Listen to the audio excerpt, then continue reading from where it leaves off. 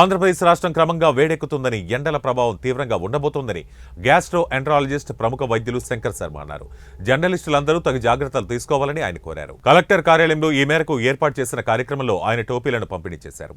ఈ సందర్భంగా ప్రముఖ వైద్యులు శంకర్ శర్మ మాట్లాడుతూ ఉష్ణ తీవ్రత ఎక్కువగా ఉంటుందని, ఏప్రిల్ నెలలో ఎండలు 40 డిగ్రీలకు చేరువయ్యే అవకాశం ఉందని, ద్రోణి ఉపరితల ఆవర్తనం ప్రభావంతో పాటు పొగమంచు కురవటం కారణమన్నారు. ఈరోజు ఇక్కడ స్థానిక డిపిఆర్ఓ ఆఫీసులో మన జర్నలిస్ట్ యూనియన్ సెక్రటరీ గారు రామస్వామి గారి ఆధ్వర్యంలో, మళ్ళా సీనియర్ జర్నలిస్టు బురానుద్దీన్ ఆధ్వర్యంలో ఇక్కడ జర్నలిస్టులకు అంటే ఫోటోగ్రాఫర్, వీడియోగ్రాఫర్, ప్రింట్ జర్నలిస్టులకు అందరికీ ఈ ఎండాకాలము వచ్చిన సందర్భంగా వాళ్ళ ఆరోగ్యం బాగుండాలని, వాళ్లకు ఈ ఉష్ణ తీవ్రత నుంచి కాపాడుకునే విధంగా వాళ్లకు ఏదో వృత్తభక్తిగా సహాయం చేస్తూ టోపీలు అంటే హ్యాట్స్ పంపిణీ చేయడం జరిగింది. ఈ కార్యక్రమానికి వచ్చి ఈ హ్యాట్స్ నా చేతుల మీదుగా తీసుకుంటున్న జర్నలిస్టులకు అందరికీ నేను ఒకసారి నమస్కారాలు తెలుపుకుంటున్నాను. ముఖ్యంగా ఈసారి ఎండలు చాలా తీవ్రంగా ఉంటాయని మెటీరియాలజీ డిపార్ట్మెంట్ వాళ్ళు చెప్పడం జరిగింది. అరౌండ్ 40 to 45 డిగ్రీస్ వరకు కూడా పోయే అవకాశం ఉంది. అందులో మన ఏరియాలో కూడా చాలా హీట్ ఎక్కువ, రాకీ ఏరియా.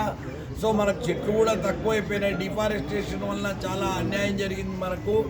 అందువల్ల ఈ హీట్ ఎక్కువ కావడం వలన ఈ ప్రాబ్లమ్స్ ఏమంటే హీట్ ఎగ్జాస్షన్, సన్ స్ట్రోక్ ఇలాంటివన్నీ వచ్చే అవకాశం ఉంది. ఎక్కడ వీలుంటే అక్కడ మామూలుగా ఉదయాన్నే మార్నింగ్ 11 లోపల మీరు ఈ ఏమన్నా జర్నలిస్ట్ యాక్టివిటీస్ ఉంటే అవన్నీ చేసుకొని మళ్ళీ ఈవినింగ్ కూడా ఏమైనా చేసుకొని మధ్యాహ్నము 12 o'clock నుంచి ఈవినింగ్ 4 వరకు మాత్రం దయచేసి జర్నలిస్టులకు నేను ప్రార్థిస్తున్నాను, బయటికి పోవద్దండి. ఎంత అత్యవసరమైన వార్తలని మీ ప్రాణాలు అర్పించినా అక్కడ జరిగేది ఏం లేదు.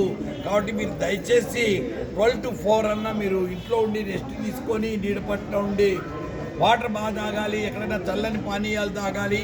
కానీ ఎండాకాలంలోనే కంటామినేటెడ్ వాటర్ ద్వారా ఈ గ్యాస్ట్రోఎంటరైటిస్, కలరా, టైఫాయిడ్, పసిరికలు ఇట్లా రకరకాల వ్యాధులు వస్తుంటాయి.